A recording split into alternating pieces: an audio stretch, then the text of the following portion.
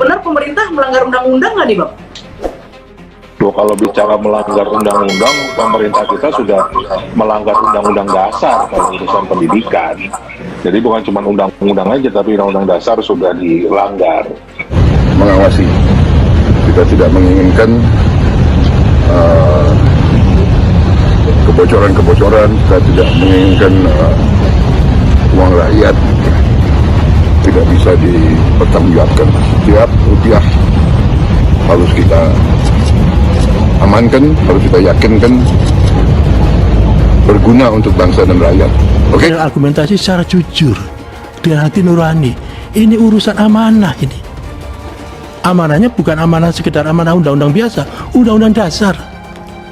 Sehingga kita tidak perlu berkilah mencari argumen ini demi ini demi ini. Sudah, mohon dengan jujur sak janjane anggaran pendidikan untuk sopo sih. Kalau kemarin Prof. Ernuh mengatakan ini 52% larinya ke dana desa, nah itu kita juga nggak tahu sebetulnya yang dari 300 sekian miliar untuk transfer daerah itu dipakainya untuk apa. Nah disinilah kita butuh wakil-wakil kita di DPR RI untuk melakukan pengawasan kan. Tapi memang yang menjadi problem dalam sistem pendidikan nasional kita, jadi Undang-Undang Nomor 20 Tahun 2003 itu tidak pernah mengatur anggaran pendidikan. Jadi kita itu nggak pernah tahu sebetulnya anggaran yang 665 triliun itu kan anggaran keseluruhan ya, APBN ya, itu apakah betul-betul dipakai seluruhnya untuk pendidikan atau tidak. Nah itu yang kita nggak tahu.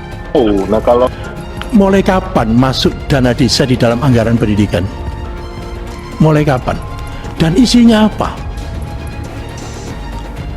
Kalau lurah, ya kan lurah kan, ujungnya kan kalau dana desa kan lurah. Ngurusi apa di pendidikannya itu? jadi di sisi lain kita dengar yang namanya PPDB zonasi selalu menuai polemik. Artinya memang jumlah sekolah, jumlah bangku yang tersedia itu tidak cukup dari jumlah seluruh anak Indonesia. Tapi kalau kemudian anggaran pendidikannya bukan dipakai untuk bangun sekolah, malah untuk dana desa, ya ini kan ada skala prioritas yang nggak tepat. Bulan, saya kira tobat. Sehingga masa yang akan datang ini adalah masa pertobatan untuk di dalam mengelola dana pendidikan. Harus jujur, betul enggak? Kalau seandainya memang kekurangan dana yang lain, sampaikan aja memang kurang dana lain.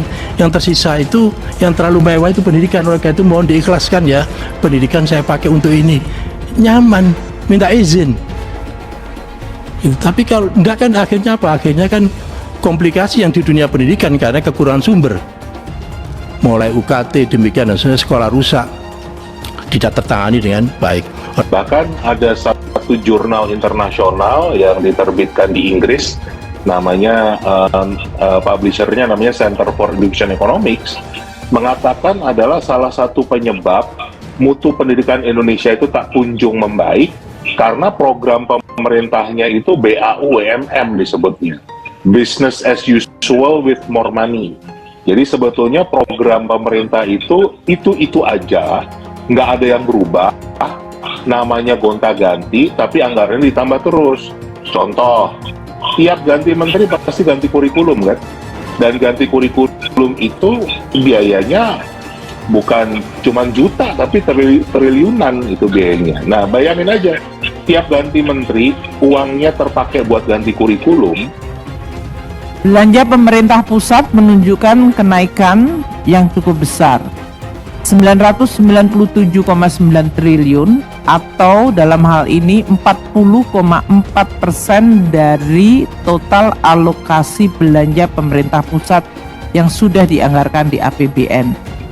Tapi di sisi lain tadi jumlah sekolahnya nggak pernah mencukupi, jumlah bangkunya nggak pernah mencukupi, guru-guru kita ada yang digaji cuma 100.000 tiap bulan. Ya itu kan kita bicara prioritasnya nggak jelas. Nah, ini kita bicara tadi prioritasnya nggak jelas kemana. Masih, ya kita lihat kan Kemendikbud masih sibuk ganti kurikulum lagi kan, tapi tidak membenahi apa yang betul-betul dibutuhkan oleh rakyat Indonesia. Gitu. Jadi anggaran 665 triliun tadi yang tiap tahun itu dikeluarkan, larinya kemana, hasilnya apa, kita nggak pernah tahu. Tapi kita dengar setiap tahun itu orang tua Indonesia selalu rebutan sekolah. 4 menteri dalam negeri, Menteri Keuangan, Menteri Desa, Pembangunan Daerah Tertinggal dan Transmigrasi, dan Menteri Perencanaan Pembangunan Nasional, Kepala Bappenas. Sebentar lagi mungkin ya minggu depan lah kali ya. Tadi saya sudah koreksi terakhir mengenai peraturan bersama. Ini catatan penting buat pemerintah yang baru, rezimnya Pak Prabowo untuk serius membenahi dunia pendidikan Indonesia. Karena kalau kita bicara pertumbuhan ekonomi yang gagal dicapai oleh pemerintahan Pak Jokowi, kan selama 10 tahun kan ditargetkan naik 7%, tapi nggak pernah tercapai. Tapi urusan pendidikan nggak pernah dikelola dengan baik.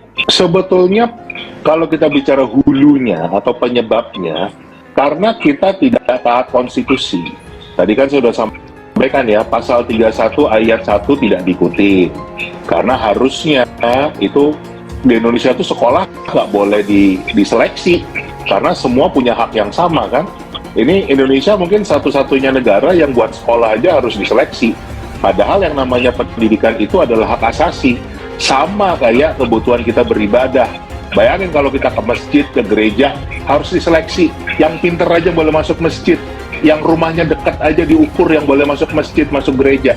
Kan itu melanggar hak asasi.